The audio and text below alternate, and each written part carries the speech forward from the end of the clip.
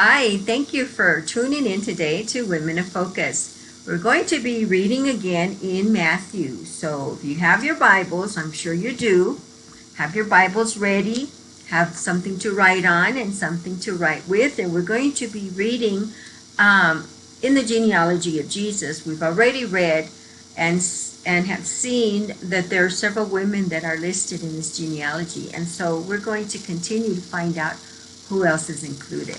So we're going to review Matthew 1, verses 1 through 5. Okay, so Matthew 1, 1 through 5. Okay, and I'm reading from the NASB. The record of the genealogy of Jesus, the Messiah, the son of David, the son of Abraham.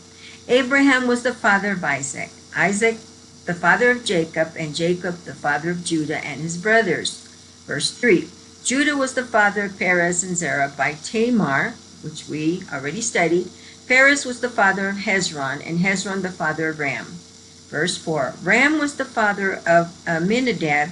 Amminadab was the father of Nahshon, and Nahshon was the father of Salmon. Verse 5. Salmon was the father of Boaz by Rahab, which we studied last time. Boaz was the father of Obed by Ruth, and Obed the father of Jesse. So here we have our third woman in the genealogy of Jesus. Her name is Ruth. Who is Ruth, you ask? Oh, I'm so glad you asked. I'm sure some of you already know who Ruth is because she has a book named after her in the Old Testament. It's a small book, but we're going to go there and we're going to find out who is Ruth. The book of Ruth in the Old Testament is after Judges. It's the 7th book of the New Testament. I'm sorry, of the Old Testament.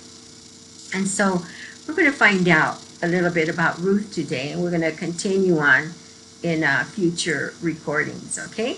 So here we are in Ruth 1:1. Okay, ready? Yes, let's read. Now it came about in the days when the judges governed that there was a famine in the land, and a certain man of Bethlehem in Judah went to sojourn in the land of Moab with his wife and his 2 sons. Now, the Judges, remember, is the book before Ruth, and the book of Judges concludes with the declaration of moral anarchy and religious apostasy, according to Judges 21:25. That sounds familiar, doesn't it? Doesn't that sound like our times now? Oh my, it's amazing. There's nothing new under the sun, right? The things happen all the time, and there seem to be new to some, but God says there's nothing new under the sun. So the book of Ruth begins a connection with the time of the Judges and ends with an introduction to King David, the king of Israel, according to Ruth chapter 4, verse 22. Now there's a famine in the land. So since the land was not irrigated in most of Israel, agriculture depends on rainstorms. Without these, there were no harvests, and there was a beginning of famine. So this man, who we don't know his name just yet, went to sojourn in the land of Moab. And this Hebrew word is ger, and has a technical and legal sense. That means to live as a resident alien. That means he's there with permission of the government. He's got his paperwork in order, and he's not there illegally. Okay? So he went to sojourn in the land of Moab. Well, in Moab, it usually rains less than in Judah. So it was grazing country where people made their living by raising sheep and goats. The altitude of Moab in general is higher than that of Judah, and it sometimes happened that Moab received a normal rain the same year that Judah received less than normal rain. This was probably one of those years that this man took his family to Moab. Now, who is this man? Well, he's named in this next verse, chapter 2. The name of the man was Elimelech, and the name of his wife Naomi, and the names of his two sons were Mahalan and Chilion, Ephrathites of Bethlehem in Judah. Now they entered the land of Moab and remained there. Okay, so they escaped the famine and went into Moab, right? So the Ephrathites, they were inhabitants of Ephrathah, the ancient name of Bethlehem. And you can see that in Genesis chapter 35, verse 19, in Genesis chapter 48, verse 7, and also in Micah chapter 5, verse 2. And something interesting, that Elimelech means my God is king. Isn't that something? We have to consider what we name our children and what the name means, because we don't want to name them something that's not appropriate or something that's going to hinder our child. We want them to have success. And here this man's name's Elimelech, and it means my God is king. So isn't that wonderful? Hey, my God is king. Hey, my God. I mean, when you're calling your child and his name means my God is king, you're testifying, right? I think that's amazing. So just be careful what we name our children. All right, so then let's go on to verse 3, please. Then Elimelech, Naomi's husband, died. And she was left with her two sons. Now Naomi is widowed, okay? So verse 4. They took for themselves Moabite women as wives. Who they? Her two sons, right? The name of one was Orpah, and the name of the other Ruth. And they lived there about 10 years. So her sons, Naomi's sons, took them for themselves Moabite women as wives. So the Moabites, who are they? Well, they were descendants of Lot. You remember Lot? Abraham's nephew, right? And you can see that in Genesis 19, verses 36 and 37. So therefore, relatives of Israelites, because they are Abraham's nephew, right? They're related to Lot, Abraham's nephew. Because of their hostility towards Israel at the time of the Exodus, according to Numbers 22, verses 4 through 6, the Moabites were not allowed to integrate with Israel until the 10th generation. God was very specific. You can find that in Deuteronomy 23, verses 3 and 4. This prohibition applied only to the men, not to the Moabite women who married Israelites. Even so, it is something extraordinary that in view of this prohibition, by the mercy of God, Ruth the Moabite became the ancestor not only to David, remember the great king of Israel, King David, but also to Jesus Christ. That's our God. He's at work to bring about his plan no matter what. No matter who, no matter what happens, what they do, God looks ahead and he's going to fulfill all his prophecies, all his plans to bring in Jesus, the Messiah. And he's going to use Ruth. So, interesting, Orpah and Ruth have meanings also. Orpah means foolish. Don't name your daughter Orpah, okay? Just don't do it. And Ruth means friendly.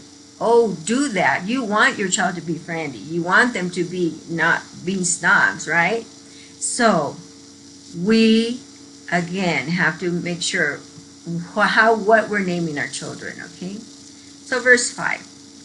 Then both Mahlon and Chilion also died, and the woman was bereft of her two children and her husband. So poor Naomi, she loses her husband, and now she loses her two sons. Verse 6. Then she arose with her daughters-in-law that she might return from the land of Moab, For she had heard in the land of Moab that the Lord had visited his people in giving them food.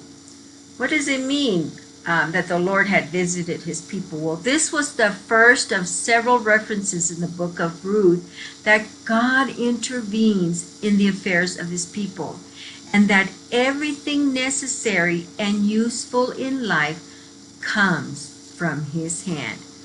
Do you know that?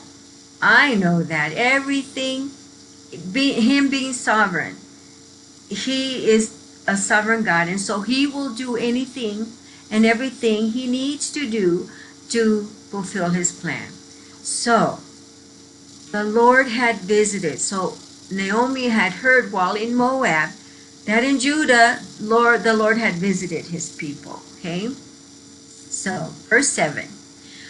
So she departed from the place where she was, and her 2 daughters-in-law with her, and they went on the way to return to the land of Judah. Verse 8. And Naomi said to her daughters-in-law, Go return each of you to your mother's house. May the Lord deal kindly with you as you have dealt with the dead and with me, meaning their husbands that are now dead. So here's Naomi. She's ready to go back. She's ready to go back to Judah, and she's encouraging her daughter-in-laws to stay there, stay in their land and with their families. So when she said, Go return each of you to her mother's house, here Naomi is exempting Orpah and Ruth from any obligation that they might have incurred when her family paid a dowry to their families when they married their children. And when Naomi says, May the Lord deal kindly, the Hebrew word is kashed, and is often translated mercy. And it includes actions and attitudes beyond obligations or courtesy. The word describes a request made to a higher person for something agreed upon in advance. And in this case, it was the covenant between God and Israel. And this is the agreement that gives Israel hope that God will deal with them with faithfulness and mercy. Just a side note that hope includes loyalty to the covenant people. You can see that in several references, and I'll just give you a couple of them. It's Deuteronomy chapter 5, verse 10, Deuteronomy 5:10, Deuteronomy 7:9, and 12. Deuteronomy 7, 9, and 12. And also, this hope includes God's love and mercy. And you can see that in Exodus 34, verses 6 and 7. Exodus 34, verses 6 and 7. Psalm 94, verses 18 through 19. Psalm 94, verses 18 through 19. And Psalm 103, verse 4. Psalm 103, verse 4. And Psalm 109, verse 12. Psalm 109, verse 12. Also, this hope includes his goodness, God's goodness in providing redemption. Oh, yes, without redemption, we will be nowhere. So, this is that hope that the Israelites had. And you can find that in Numbers 14:18, Numbers 14:18, and verse 19, and then also Psalm 103:8, Psalm 103:8. So continue. Let's go. Verse 9. May the Lord grant that you may find rest, each in the house of her husband. Then she kissed them, and they lifted up their voices and wept. Oh, this is heartbreaking. This is such an emotional decision. This is something that Naomi wants them to have the best life, and in her mind, it's for them just to stay in their land. But when she says, may you find rest, when she's telling her daughter-in-laws, may you find rest, with this formula, Naomi is blessing the young women in the name of the Lord. Isn't that something that here they're her daughters and she's willing to give them up and have them, try to live their lives as best they can. So she's blessing them in the name of the Lord. But this rest also included the physical security that women could obtain through marriage. So her hope for her daughter-in-laws is that they would find that rest in finding yet another husband or being married again. So for Ruth, this blessing was prophetic of the spiritual rest she would find in God, the God of Israel, and the help he would provide through Boaz, a kinsman redeemer. Who is Boaz? We're going to find out who Boaz is. This is so exciting. It's just leading up to the very best part. All right, so now let's continue with verse 10. And they said to her, no, but we will surely return with you to your people. But Naomi said, return, my daughters. Why should you go with me? Have I yet sons in my womb, that they may be your husbands? Return, my daughters, go, for I am too old to have a husband. If I said I have hope, if I should even have a husband tonight and also bear sons, would you therefore wait until they are grown? Would you therefore refrain from marrying? No, my daughters, for it is harder for me than for you, for the hand of the Lord has gone forth against me. But what is Naomi saying in these verses 10 through 13?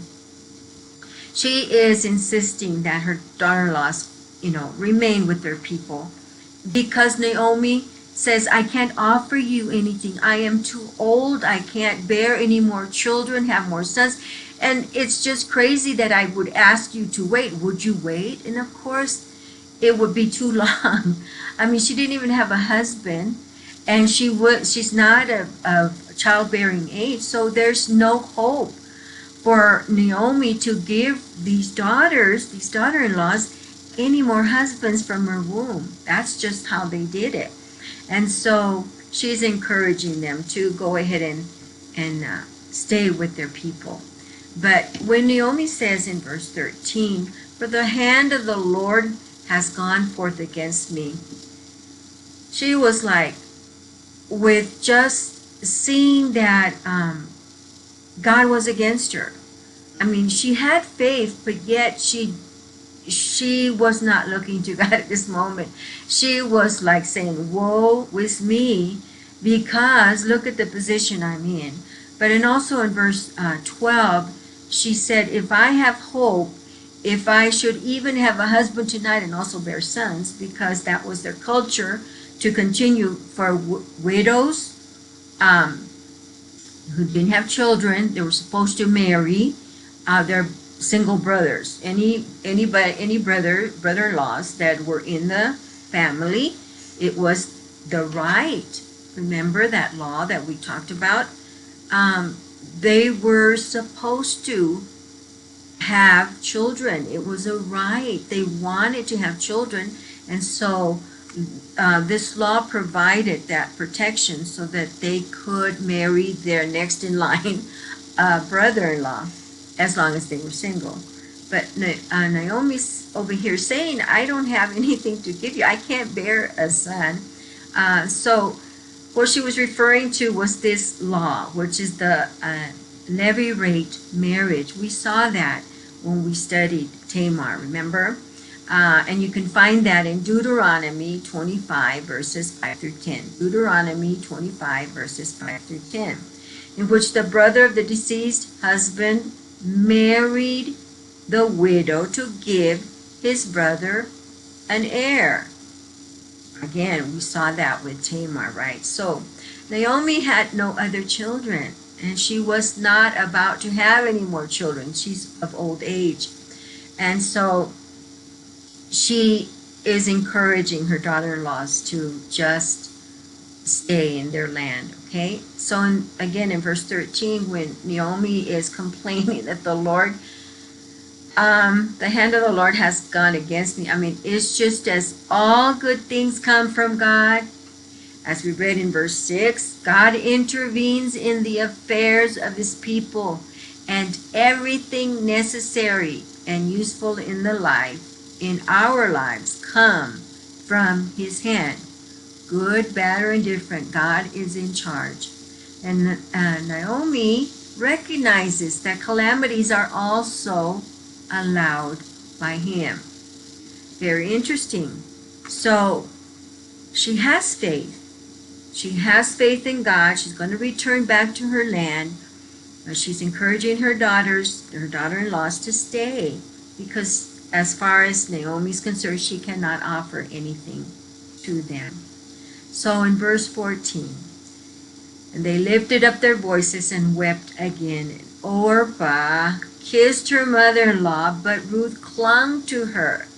Wow, Orpah kissed her mother-in-law because she was saying goodbye. She said, okay, I hear you, mother-in-law. I hear your advice. I'm going to take it and I'm going to return home.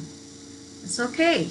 That's what her mother-in-law was encouraging her to do. And so she heard her advice. And then verse 15.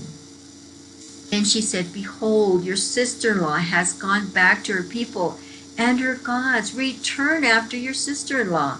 She's pleading with Ruth, but it's very interesting that she's referring to the gods of Moab. And you know what they believed? Oh boy, this is horrendous. The religion of the Moabites required offering children. Okay? They required offering children in sacrifice to their gods. Well, Orpah went back. Ruth is not going back. Wow. And you can find that sacrifice to their gods. They sacrificed children to their gods in 2 Kings chapter 3 verse 27. 2 Kings chapter 3 verse 27. Okay, so let's continue. Verse 16 is so wonderful. Are you ready? Let's read it. But Ruth said, do not urge me to leave you or turn back from following you. For where you go, I will go. And where you lodge, I will lodge. Your people shall be my people, and your God, my God. Hallelujah. Wow. Okay, what do we know about the Moabites? They have a pagan belief in little g gods that require sacrificing children to their gods. Orpah has gone back. Ruth has refused because something tremendous has happened to her. She is believing in her mother-in-law's God. Isn't that exciting? That is God's doing. Do you understand? This is God's doing. She said, for where you go, I will go. So Ruth's declaration of fidelity to her mother-in-law is one of the most beautiful in sentiments and purpose in world literature. When Ruth says, for where you go, I will go, this is Ruth's conversion from worshiping idols to having faith in the Lord. This is a manifestation of God's grace. And this is God. There's things that it is totally out of our control, but God's salvation is totally in his control. His conversion is totally God's. So your God will be my God.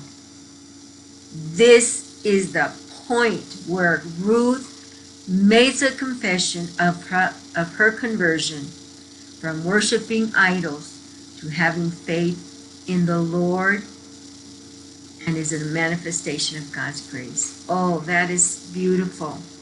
It reminds us of who God is and how he works. To God be the glory, right? To God be the glory. So, in verse 17, where you die, this is Ruth still talking, where you die, I will die, and there I will be buried. Thus may the Lord do to me and worse, if anything but death parts you from me. She's making an oath right here to her mother-in-law. And it is probably accompanied with some kind of handshake or something to confirm what Ruth is saying. And it indicates that the curse will be pronounced against Ruth herself if she does not fulfill this oath. I mean, she means business. She has made a turnaround. She has gone from worshiping idols to worshiping the one true living God. That is awesome and encouraging because God, there's hope. There's hope for anybody that's still breathing, that they come to a saving knowledge of God's mercy and grace through Jesus. So, here in verse 18, when she saw that she was determined, meaning her mother-in-law saw that Ruth was determined to go with her, she said no more to her. She wasn't going to oppose it. She wasn't going to try to talk her out of it. I mean, I'm sure as a mother-in-law, she was elated that she is now going to worship her same God. I mean, don't we want that for all of our children? Don't we want that for all of our family? That they come to a conversion that only God can do, and it's the one and true living God. Yes, we do. We definitely do. So when Naomi could not talk her out of it or talk her into anything, God did the work, and now Naomi says, okay, I'm not saying anymore. Praise the Lord. Let's move on. And so they go. And verse 19. So they both went until they came to Bethlehem. And when they had come to Bethlehem, all the city was stirred because of them. And the women said, is this Naomi? Oh, they were so curious. Well, remember that it had been 10 years, perhaps more, that they had seen Naomi because, according to verse 4, they had left. It had been that long. So she had probably aged. You know how women are. We do tend to look at those details. Oh, yeah, she looks younger. Oh, no, she looks older. Oh, yes, she's aged. Isn't that true? Come on, admit it. I know. Admit it. That's okay. We're not judging. We're just going by their physical, right? Right. So she had probably aged, and no one definitely expected to see her again as she returned back to Judah. So in verse 20, so she said to them, do not call me Naomi, call me Mara, for the Almighty has dealt very bitterly with me. Oh, here she goes again. I mean, here's a woman of faith, yet she has a little moments of saying, I have to say it again, woe is me syndrome. Woe is me. It's terrible. God has forsaken me.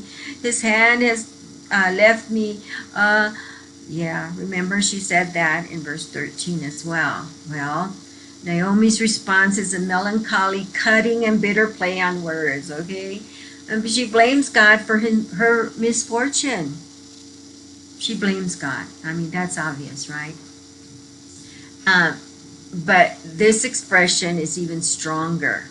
You know, call me Mara. You know, she's bitter. Oh boy. But what she said was less cutting in verse 13 when she said, the hand of the Lord has gone forth against me. Now she's with her people, with her family, and she's just like, you know, give me some pity, okay? You know, God has forsaken me. I mean, call me Mara is bitter. God has been very dealt bitterly with me. Oh, come on. Snap out of it, right? Come on, Naomi, snap out of it. Look to Jesus. Look to God, author and finisher of our faith. He's the sovereign Lord. He's your God. Get out of your feelings, okay? Get out of your self-pity. Yeah, us too. we also need to get out of self-pity. And as soon as we fall into it, we need to recognize it. The sooner we recognize it, the sooner we get out of it and just snap out of it, really, because it will do us no good to remain there. Okay, so she said in verse 20, which is interesting, okay, call me Mara, for the Almighty has dealt very bitterly with me. Okay, so yeah, God is God, but He's dealt bitterly with me. Okay, but Almighty means, it's very interesting. Almighty is Hebrew for Shaddai.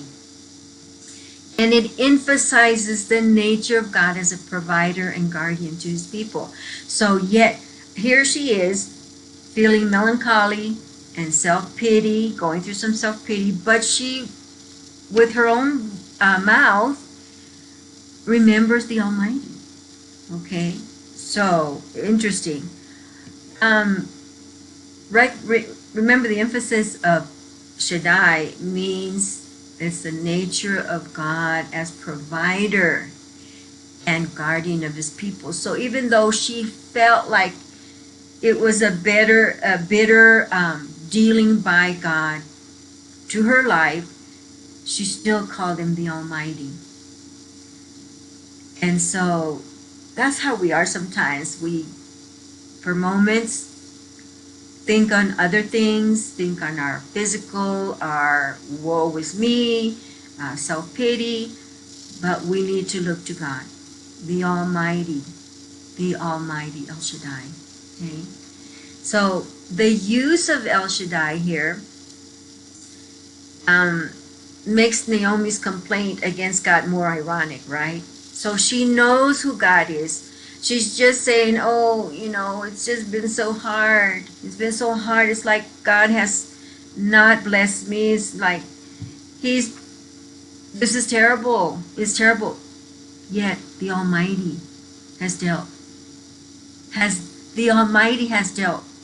like this with me. So it's ironic, right?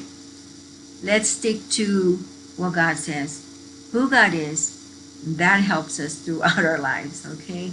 So in verse 21, I went out full, but the Lord has brought me back empty. Why do you call me Naomi, since the Lord has witnessed against me and the Almighty has afflicted me? Okay, get off your high horse. Get off your self-pity party, right?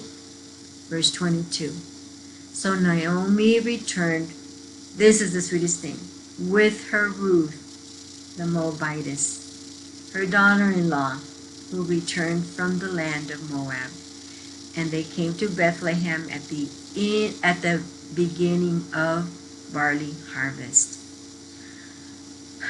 We can identify with Naomi, can't we? Up, down, up, down. But we can also identify with Ruth, can't we? And we need to identify more with Ruth at this moment than with Naomi, because Ruth's conversion was great, was timely, was needed for her and for the rest of her life. So here they are. Now it's just Naomi and Ruth. Ruth, the Moabitess. Ruth stands out as a foretaste of future Gentiles that are converted. Like, for example, Naaman, Luke, Cornelius, Lydia, and many others. So they are now in Bethlehem at the beginning of barley harvest. And this occurs at the end of April. So this is chapter 1 of Ruth. There's 4 chapters, and we're going to read each one, but not today.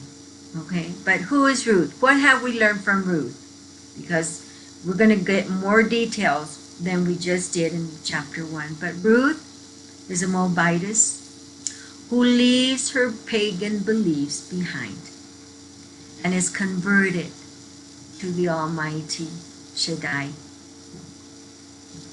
Remember, Shaddai emphasizes the nature of God as a provider and a guardian of his people, as we read in verse 16. So, how do I identify myself? Where do I identify myself in this chapter 1? Well, I would like to think that I have faith, and my conversion was not just in words, but in action.